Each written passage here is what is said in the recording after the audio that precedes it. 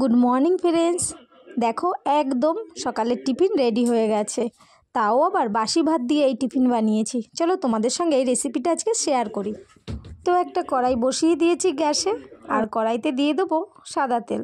তোমরা চাইলে সর্ষের তেলও দিতে পারো, আমি সাদা তেল দিয়ে এই রেসিপিটা বানাচ্ছি। তেল গরম হয়ে গেছে, এবার আমি দিয়ে দেবো বাদাম। এবার আমি বাদামগুলো বেশ সুন্দর করে ভেজে নেব।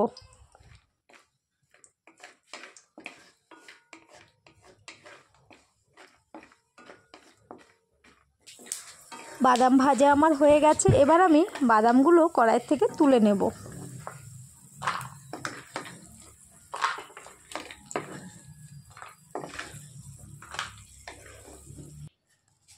এই বাদাম ভাজার তেলের মধ্যেই দিয়ে দেব ফোড়নের জন্য সর্ষে। সর্ষে একটু ভেজে নেব। দেখো সর্ষেগুলো ফুটছে। এবার আমি দিয়ে দিলাম আলু। আলু একটু নাড়িয়ে চাড়িয়ে দিয়ে দেব পরিমাণ মতন লবণ।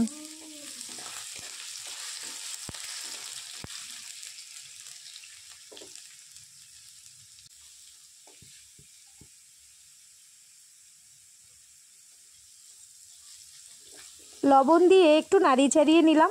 এখন দিয়ে দেবো পেঁয়াজ আর কাঁচা লঙ্কা কুচি। কাঁচা লঙ্কার পেঁয়াজ আলু একসাথে বেশ একটু ভেজে নেব, যাতে আলুগুলো ভালোভাবে নরম হয়ে যায়।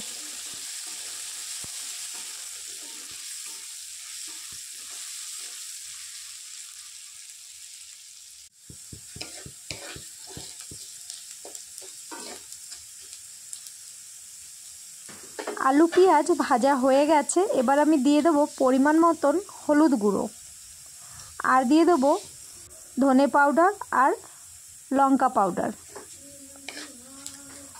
এবার আমি দিয়ে দেবো টমেটো কুচি। মশলার সঙ্গে টমেটো দিয়ে ভালো করে ভেজে নেব, যাতে টমেটো ভালোভাবে নরম হয়ে যায়।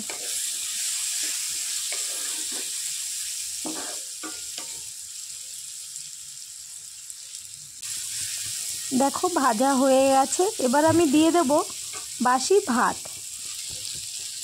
ভাতের মধ্যে ডেলা থাকলে ডেলাগুলো ভেঙে ভেঙে দেবে।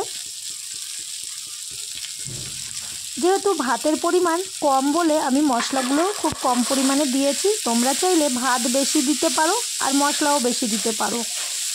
আমার এই কটাই ভাত বেঁচে ছিল রাতে, সেই ভাতটা দিয়েই আমি এই রেসিপিটা বানাচ্ছি।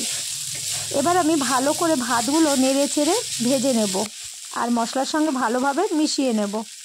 তো দেখো ভাত ভাজা হয়ে গেছে, এবার আমি দিয়ে দিলাম ধনেপাতা কুচি আর দিয়ে দিলাম বাদাম। এবার আমি নাড়িয়ে চাড়িয়ে ভালো করে বাদামের সঙ্গে ধনেপাতার সঙ্গে ভাতগুলো মিশিয়ে নিচ্ছি, আর গ্যাস বন্ধ করে দিলাম।